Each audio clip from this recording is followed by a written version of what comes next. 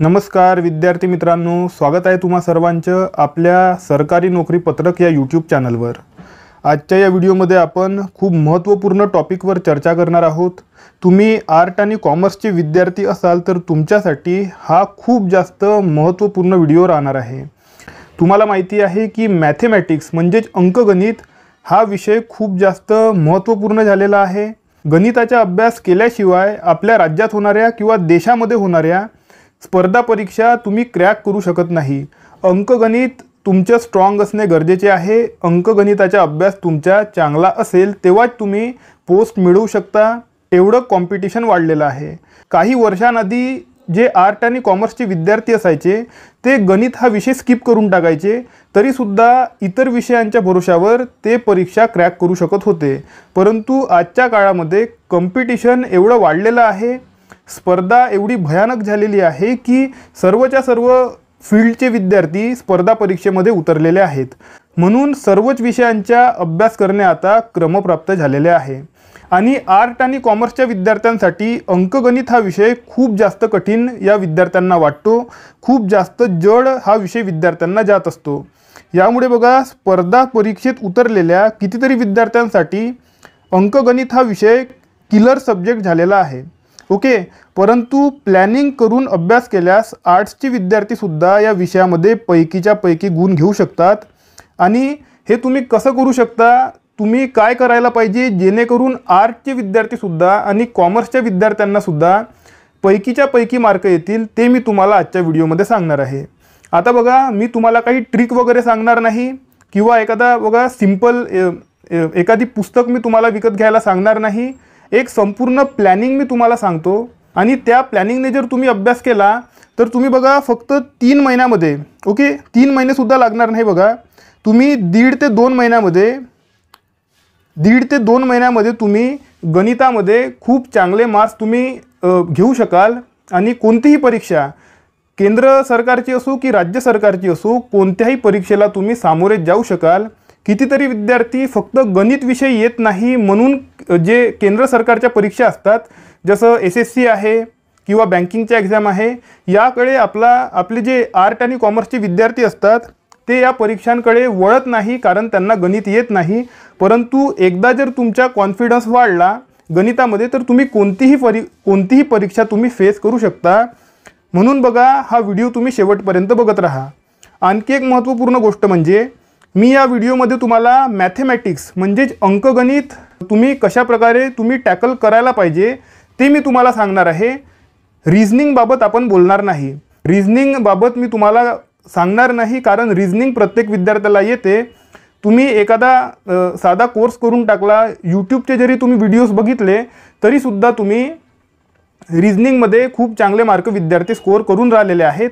आणि रिझनिंग तेवढं कठीणसुद्धा नसते। परंतु मॅथेमॅटिक्समध्ये प्रॉब्लेम काय होतो, थोडा टाईप चेंज झाला, थोडं गणित त्यांनी वरखाली केलं तर विद्यार्थी कन्फ्यूज होतात आणि विद्यार्थ्यांचा वेळसुद्धा वाया जातो आणि त्यांचे उत्तरसुद्धा येत नाही। ओके, आणि यामुळे बघा त्यांचे मार्क कमी होत असतात। तर आता मी तुम्हाला ब्लँक स्लाईडवर तुम्हाला सांगतो की तुम्ही कशाप्रकारे गणिताचा अभ्यास तुम्ही करायला पाहिजे। तर बघा विद्यार्थी मित्रांनो, ब्लँक स्लाईडवर बघूया। स्टेप नंबर 1 तुम्ही काय करायला पाहिजे, तर सर्वात आधी तुम्ही स्टेट बोर्डचा अभ्यास तुम्ही करायला पाहिजे। ओके, हे तुम्हाला कुणीही सांगत नाही। स्टेट बोर्ड जीकेसाठी, जनरल सायन्ससाठी किंवा जनरल नॉलेजसाठी तुम्हाला स्टेट बोर्ड रिकमेंड केल्या जाते, परंतु गणितासाठी कोणीही तुम्हाला स्टेट बोर्ड सांगणार नाही। परंतु बघा, आर्ट आणि कॉमर्सच्या विद्यार्थ्यांना मी सांगतो, स्टेट बोर्ड तुम्ही पूर्णच्या पूर्ण प्रॅक्टिस करा। हे बघा, मी तुम्हाला सांगतो 5वी ते 10व्या वर्गापर्यंतचे सर्व स्टेट बोर्ड तुम्ही अभ्यास करा। ओके, आणि टॉपिक वाईज याचे नोट्स बनवून ठेवा, म्हणजेच पर्सेंटेज असेल, रेशो अँड प्रॉपोर्शन असेल, असे जे प्रत्येक टॉपिक आहेत त्यानुसार तुम्ही स्टेट बोर्डचे नोट्स बनवा। आणि 5वी ते 10वी तुम्ही सर्वचे सर्व पुस्तकातील गणित करून बघा आणि त्यांनी ज्या प्रकारे तुम्हाला समजवून सांगितलेलं आहे त्यानुसारच करा। शॉर्ट ट्रिकच्या वगैरे चक्करमध्ये तुम्ही पडू नका। त्यांनी जसं शिकवलेलं आहे त्या हिशोबाने तुम्ही तिथे करा। कारण कसं आहे, तुम्हाला मॅथमध्ये मार्क येत नाही त्यामागचे कारण म्हणजे तुमचा बेस पक्का नाही, आणि बेस पक्का नाही यामागचे कारण म्हणजे लहानपणी जेव्हा तुम्ही शाळेमध्ये होते तेव्हा तुम्हाला प्रॉपरली शिकवण्यात आलेलं नाही, किंवा जेव्हा तुम्ही शाळेमध्ये होते तेव्हा तुम्ही प्रॉपरली शिकलेले नाही. असं सुद्धा होऊ शकते की टीचरने तुमच्यावर लक्ष दिलं नाही, किंवा टीचरला बरोबर शिकवता येत नसेल, किंवा असं सुद्धा होऊ शकते की तुम्हीच बरोबर बघा अभ्यास केलेला नसणार. ओके, तर आता तुम्हाला तो अभ्यास कंप्लीट करायचा आहे. लहानपणी तुम्ही चांगला अभ्यास केला असता तर आता तुम्हाला गणितामध्ये बेस पक्का करण्याची गरज पडली नसती आणि अंकगणितामध्ये तुम्हाला प्रॉब्लेम झाला नसता. तुम्हाला प्रॉब्लेम झालेला आहे कारण बेस पक्का नव्हता, तर बेस पक्का करण्याकरिता पुन्हा तुम्हाला शाळेमध्ये जावं लागणार. ते शाळेमध्ये जाण्याची गरज नाही, फक्त शालेय पुस्तका तुम्ही क्रमप्राप्त तुम्ही रीड करा. ओके, फ्रीमध्ये डाउनलोड तुम्ही करू शकता या. ओके, बालभारतीची वेबसाईट आहे, बालभारतीच्या वेबसाईटवरून तुम्ही या पुस्तका फ्रीमध्ये डाउनलोड करू शकता. ओके, तर या पुस्तका तुम्ही सर्व रीड करा, या पुस्तका तुम्ही सर्व डाउनलोड करा आणि या पुस्तकांतून तुम्ही नोट्स काढा, अभ्यास करा. आणि हा अभ्यास जेव्हा तुमचा कंप्लीट होऊन जाणार तेव्हा तुमच्यामध्ये एक वेगळाच कॉन्फिडन्स आलेला असेल. तुम्ही फक्त करून बघा, मी जे तुम्हाला सांगितलं आहे तुम्ही फक्त करून बघा आणि 10वीपर्यंत 10वीचं तुम्ही जेव्हा कंप्लीट कराल तेव्हा तुमचा कॉन्फिडन्स नेक्स्ट लेवलवर असेल. ओके, आता बघा सेकंड स्टेप तुम्हाला काय करायची आहे.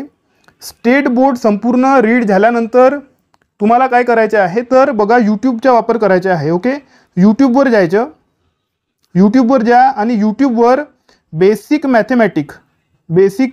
मॅथेमॅटिक्स असं तुम्ही सर्च करा. ओके, फॉर कॉम्पिटिटिव्ह एक्झामिनेशन असं तुम्ही तिथे टाका आणि तुम्हाला तिथे बघा मोठमोठे व्हिडिओ मिळणार. तर त्यामधला 3+ तासांचा व्हिडिओ, ओके 3 तासांच्या वरचा व्हिडिओ तुम्ही बघायचे आहे. कोणताही बघा, खूप सारे आहेत तिथे. तिथे तुम्हाला फंडामेंटल्स ऑफ मॅथेमॅटिक्स शिकवल्या जाणार.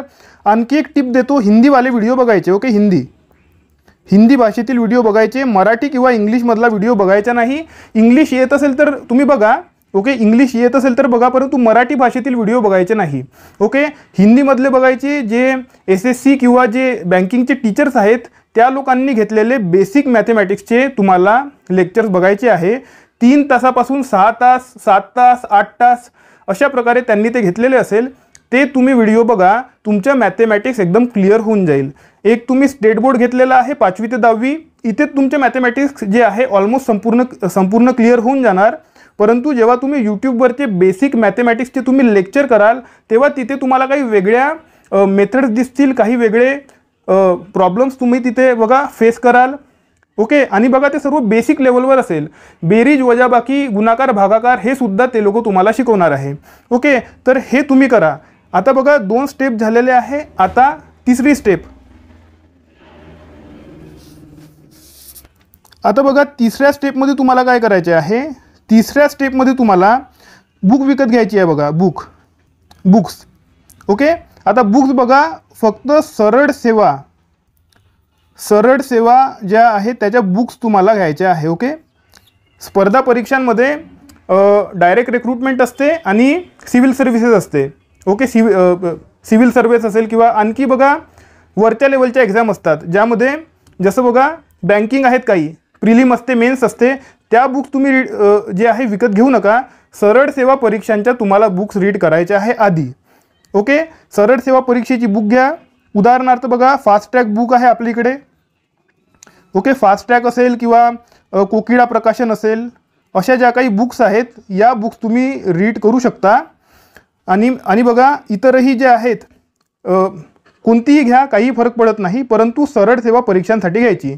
एवढा सगळा अभ्यास केल्यानंतर तुमचे मॅथेमॅटिक्स इथपर्यंत बघा तुम्ही ज्या परीक्षा देऊन राहिलेले आहेत, जसं MPSC कंबाईनची परीक्षा तुम्ही देऊन राहिलेले आहेत, तलाठी भरतीची परीक्षा तुम्ही देऊन राहिलेले आहेत, जिल्हा परिषदेच्या ज्या परीक्षा आहेत त्या तुम्ही देऊन राहिलेले आहेत. तर या सर्व परीक्षांमध्ये ऑलमोस्ट बघा जर 25 प्रश्न येऊन राहिलेले आहेत तर 20+ मार्क तुम्हाला आरामात मिळून जाणार आहे. ओके, या 3 स्टेपमध्ये.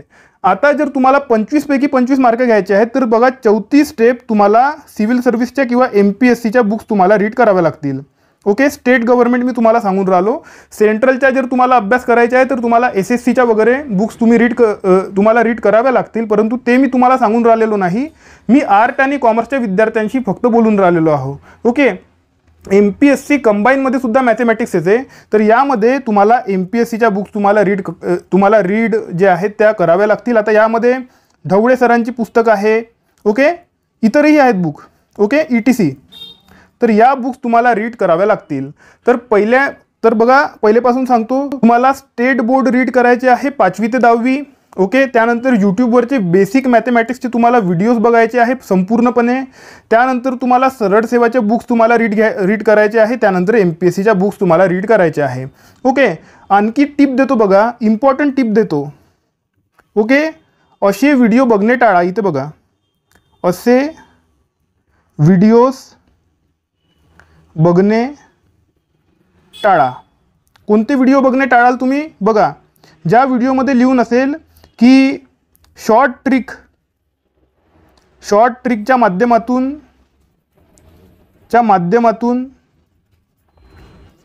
संपूर्ण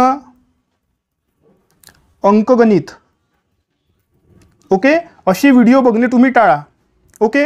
असे व्हिडिओ आताच बघायचे नाही, नंतर कधीतरी वेळ मिळाला तर बघायचे, काही फायदा होत नाही. आर्ट आणि कॉमर्सच्या विद्यार्थ्यांचे यामध्ये बघा नुकसानच होत असते. दुसरे व्हिडिओ बघा, संपूर्ण असं लिहून असते बघा, संपूर्ण पर्सेंटेज चॅप्टर, ओके, असं लिहून असेल, थंबनेलमध्ये लिहून असेल आणि व्हिडिओ असेल 15 मिनिटाच्या, ओके. 15 मिनिटाचा व्हिडिओ असेल किंवा 30 मिनिटाचा घेऊन घ्या, 30 मिनिटाचा व्हिडिओ असेल, असे व्हिडिओज बघू नका. 15 मिनिटामध्ये किंवा 30 मिनिटामध्ये संपूर्ण पर्सेंटेज होत नाही किंवा कोणताही चॅप्टर. मी हे फक्त तुम्हाला उदाहरण दिलेलं आहे, एक्झाम्पल दिलेलं आहे. रेशो अँड प्रॉपोर्शन असू शकते, संपूर्ण भूमिती असं ते म्हणू शकतात, जॉमेट्री संपूर्ण, आणि 15 ते 30 मिनिटाच्या असेल, ओके. आत्ताच बघा थोड्या वेळाआधी 15 ते 20 मिनिटा पहिले व्हिडिओ बनवण्याच्या तिथे बघा टायटलमध्ये लिहून होतं आणि थंबनेलमध्ये सुद्धा लिहून होतं की संपूर्ण रेल्वेवरील सर्व उदाहरणे, ओके, स्टार्ट टू फिनिश असं लिहून होतं की संपूर्ण रेल्वे इथे होऊन जाणार आहे. आणि व्हिडिओ फक्त 25 मिनिटाचा होता. 25 मिनिटामध्ये संपूर्ण रेल्वे होतच नाही. रेल्वेवरची उदाहरणे किंवा बोट आहे, बोट अँड स्ट्रीम आहे, ओके, असं 15 ते 20 मिनिटात 25 मिनिटात होत नाही. तर थोडी बघा मेंदूचा वापर करायला पाहिजे. आणि असे व्हिडिओज फक्त आणि फक्त कोर्स ते लोक देत असतात, त्या कोर्सची ॲडव्हर्टाइजमेंट करण्यासाठी असे ते व्हिडिओ बनवतात. लाखोच्या संख्येमध्ये व्हिडिओ ते विद्यार्थी जे आहेत ते व्हिडिओज बघतात आणि कोर्स जे आहेत विकत घेतात. त्याच्यात तुम्हाला काही फायदा होत नाही. 15-20 मिनिटाचे असे व्हिडिओ बघायचे नाही. मी जे तुम्हाला सांगितलेले आहे हे 4, हे जर तुम्ही केलं तर बघा त्यानंतर तुम्ही कोणतेही व्हिडिओ बघा, ओके, कोणताही कोर्स घ्या, काहीही करा, हे 4 स्टेप तुम्ही आधी करा. त्यानंतर तुम्ही कोणतेही व्हिडिओ बघा, तुम्ही काहीही करू शकता. आणि हे सर्वच्या सर्व तुम्ही 1.5 ते 2 महिन्यामध्ये करू शकता, ओके. त्यानंतर तुम्ही कोणतेही व्हिडिओज बघा आणि बघा तुम्हाला व्हिडिओज बघण्याची गरजसुद्धा पडणार नाही, ओके. परंतु तुम्हाला बघायचे असतील तर तुम्ही बघू शकता, ठीक आहे. तर बघा विद्यार्थी मित्रांनो, मला असं वाटते की या व्हिडिओने तुमचा खूप जास्त फायदा होणार आहे. म्हणून हा व्हिडिओ तुम्ही तुमच्या मित्रांपर्यंत सुद्धा पोहोचवा, त्यांना तुम्ही शेअर करा आणि आपल्या यूट्यूब चॅनलला तुम्ही सबस्क्राईब करा. अशाच प्रकारचे महत्त्वपूर्ण व्हिडिओज आपल्या यूट्यूब चॅनलवर वेळोवेळी प्रसिद्ध होत असतात. म्हणून तुम्ही आपल्या यूट्यूब चॅनलला सबस्क्राईब करून टाका. आपलं टेलिग्राम चॅनलसुद्धा आहे. टेलिग्राम चॅनलची लिंक मी तुम्हाला डिस्क्रिप्शन बॉक्समध्ये दिलेली आहे. त्या लिंकवर क्लिक करून तुम्ही आपलं टेलिग्राम चॅनल जॉईन करू शकता. आता आपण भेटूया आपल्या पुढच्या व्हिडिओमध्ये. तोपर्यंत अभ्यास करत राहा. या व्हिडिओला लाईक करा, चॅनलला सबस्क्राईब करा आणि बेल आयकॉन प्रेस करून टाका. धन्यवाद.